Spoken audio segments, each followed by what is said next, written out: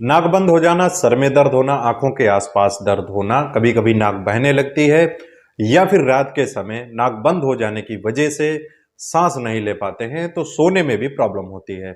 ये एक ऐसी समस्या है जो किसी को भी हो सकती है, बच्चों में हो सकती है, बुजुर्गों को हो सकती है या फिर बड़े जो अडल्ट होते हैं उनमें भी ये प्रॉब्लम हो सकती है।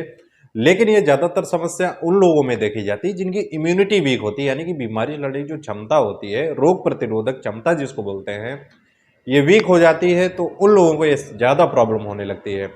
या फिर बदलते हुए मौसम में अब ठंड बढ़ने वाली है, ज़्यादा ठंड होने लगती है, मौसम बदलता है, तो इस कंडीशन में भी नाक बंद होती है, नाक बहने लगती है, छींकें आने लगती हैं और इसके साथ ही सर में दर्द होने लगता है, हल्का फीवर भी रहता है। या फिर जिन लोगों को साइनोसाइटिस हो जाता है, हमारे जो साइनस होते हैं उनमें सूजन आ जाती है। ये जो नाक होती है इसके आसपास साइनस होते हैं, छेद होते हैं, इनमें सूजन आ जाने की वजह से भी यह समस्या होने लगती है। इसी को साइनोसाइटिस बोलते हैं। इसमें नाक बंद हो जाती है, सर में दर्द होता है और फीवर भी आने लगता है। दोस्तों, जो साइनोसाइटिस होता है ये इन्फेक्शन की वजह से हो सकता है या फिर एलर्जिक कंडीशन की वजह से भी हो सकता है।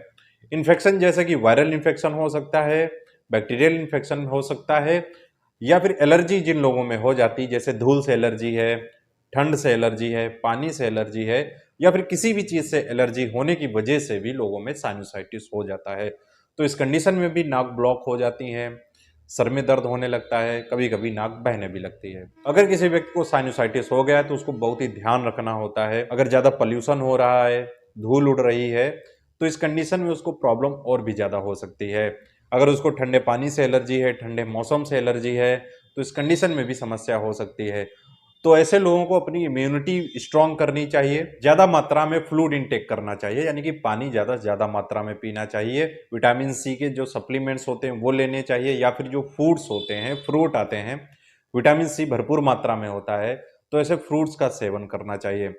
इसके साथ ही आप भाप ले सकते हैं। अगर नाक ब्लॉकेज हो रही है, आपकी सर में दर्द हो रहा है, अगर आप भाप लेते हैं, आप गर्म पानी करिए, उसमें विक्स आती है, उसको गर्म पानी में डाल लीजिए, या फिर कैरवाल प्लस एक कैप्सूल आता है भाप के लिए, उसको गर्म पानी में डालेंगे। जब भाप उठने लगे तो आप टॉवल ओढ़ लीजिए या फिर चादर ओढ़ लीजिए। तो जितनी भाप उठ रही है उसको अपने अंदर खींचनी नाक से।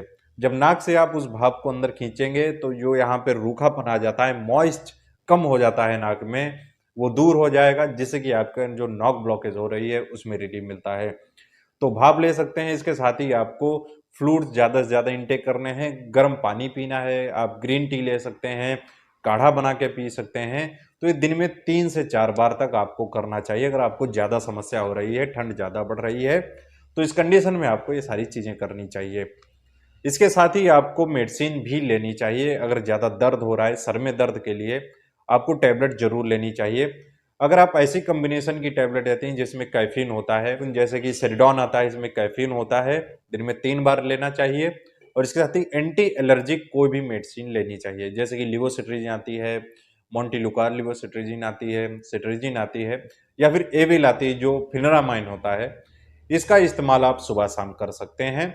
और इसके साथ ही आपको एंटासिड ले सकते हैं अगर पेट में प्रॉब्लम हो रही है, गैस बन रही है, जैसे कि एसिलॉग पेंटॉप ले सकते हैं। अगर आपको खांसी आने लगी इसके साथ ही, तो आपको कफ सिरप लेनी चाहिए। कौन सी लेनी चाहिए? जिसमें डेक्स्ट्रोमेथॉर्पन होता है और क्लोरफेनामाइन होता है, जैसे कि कोरेक्स डीएक्स आती है।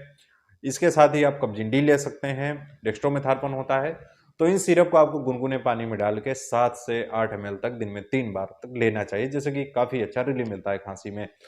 तो सर में दर्द होना, नाक ब्लॉक हो जाना, नाक बंद हो जाना, तो ये साइनोसाइटिस में होता है, आपको ध्यान रखना है। अगर आप इसके बारे में और भी ज्यादा जानना चाहते हैं, इसके प्रॉपर ट्रीटमेंट के बारे में जानना चाहते हैं, तो कमेंट करके बता सकते हैं। इंस्टाग्राम पे मुझे फॉलो कर सकते हैं, मैसेज कर सकते हैं। तो दोस्तों, आज के लिए इतना ही। ये छोटा सा वीडियो था। कई लोगों के कमेंट आ रहे थे कि नाक बंद हो जाती है, सर में दर्द होता है, तो इस कंडीशन में कौन सी मेडिसिन लेनी चाहिए और क्या क्या सावधानी रखनी चाहिए। आई होप आपको ये वीडियो अच्छा लगा हो। इसको लाइक जरूर करें, चैनल पर नए सब्सक्राइब जरूर कर लें, जिससे इन्फॉर्मेटिव वीडियोस आपको हमेशा मिलते रहेंगे।